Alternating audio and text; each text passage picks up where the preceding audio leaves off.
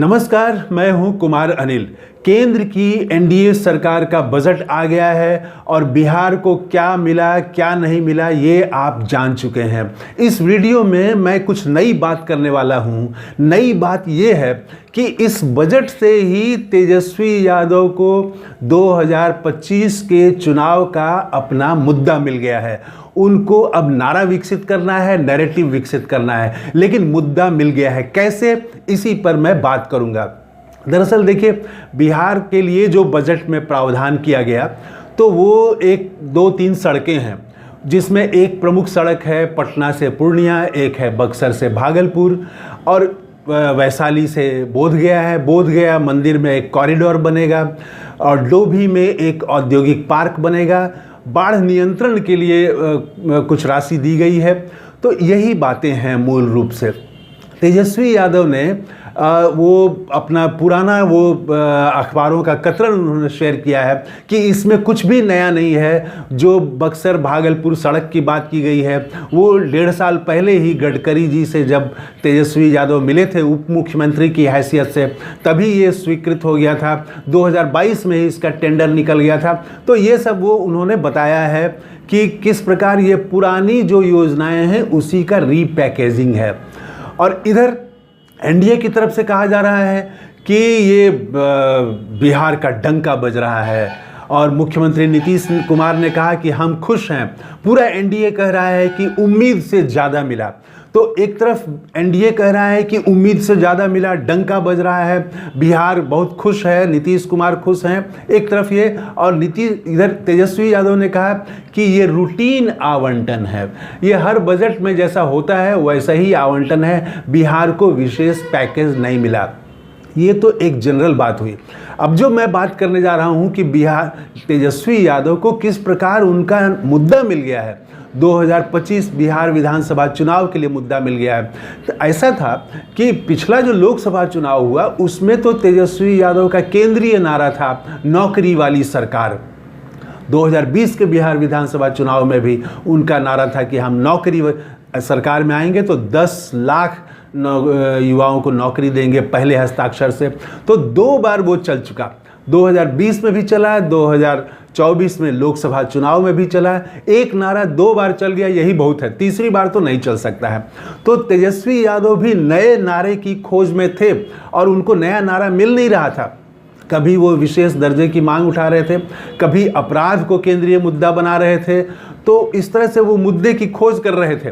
लेकिन अब लगता है कि तेजस्वी यादव को मुद्दा मिल गया है। उनके ट्वीट से समझा जा सकता है।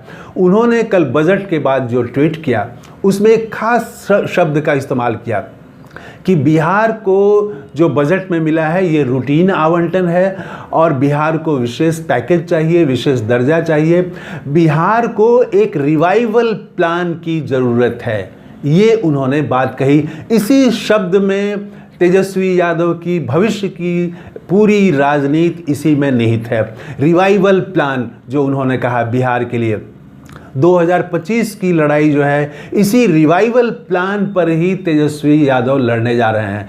रिवाइवल प्लान अंग्रेजी का शब्द है, इसको हिंदी में अगर कहें तो रिवाइवल का मतलब होता है कि पुनरुद्धार, पुनरुज्जीवन, फिर से नया जीवन, कायाकल्प करना, रोग मुक्त कर देना। कोई गंभीर रोग से है, पीड़ित है और मरने को है अगर, तो उसको नया जीवन दे देना, नव जीवन, रिवाइवल, नव जीवन। तो ये नव जीवन बिहार का, नया बिहार कैसे बनेगा, ये जो है ये इसी में अब वो उन्होंने मुद्दा तो पकड़ लिया है, लेकिन अब इसके लिए नारे तय करने पड़ेंगे, नैरेटिव गढ़ना पड़ेगा। लेकिन तेजस्वी यादव 2025 का जो चुनाव है वो इसी के इर्द गिर्द लड़ेंगे। इधर कहेंगे, इधर एनडीए का तो पहले से तय है। क्योंकि ये जो बजट पर जो बहस चल रही है 10-15 दिनों में ये बहस मेरी समझ है कि शांत हो जाएगी। इस बहस में इस बजट में ऐसा कुछ है नहीं कि बिहार में वो साल भर तक चर्चा चला सके एनडीए कि केंद्र ने क्या क्या दे दिया। ये ज़्यादा दिन तक चलेगी नहीं। इसलिए एनडीए जो है फिर से वापस अपने उसी मुद्दे पर आएगा कि लालू के राज में क्या था। लालू के राज में कुछ नहीं था, तो वो लोग निकल नहीं सकते थे घर में और बिजली नहीं थी, ये नहीं था। वो जो मुद्दा है उनका, उसी मुद्दे पर वो आएंगे। और इधर तेजस्वी यादव जो है वो नया, पिछली बार नौकरी की सरकार थी, इस बार वो बिहार का रिवाइवल प्लान लेके चुनाव मैदान में उतरेंगे। अब रिवाइवल प्लान में पूरा उनको बताना पड़ेगा, एक पैकेज तैयार करना पड़ेगा जिसमें गरीब किसानों के लिए क्या होगा, मजदूरों के लिए क्या होगा, नौजवानों के लिए क्या होगा, क्योंकि जो 4 योजनाएं दी गई हैं बिहार को इस केंद्रीय बजट में, इससे सचमुच में बिहार का रिवाइवल तो नहीं हो सकता है। बिहार की सबसे बड़ी समस्या क्या है? लोग 5,000 10,000 रुपये के लिए भी परदेश जाते हैं। बिहार में 5,000 10,000 रुपये की नौकरी भी, रोजगार भी करना मुश्किल है। गांव में अगर कोई रह रहा है तो 10,000 रुपये का रोजगार करना भी आसान नहीं है कि 10,000 रुपया महीना वो कमा सके।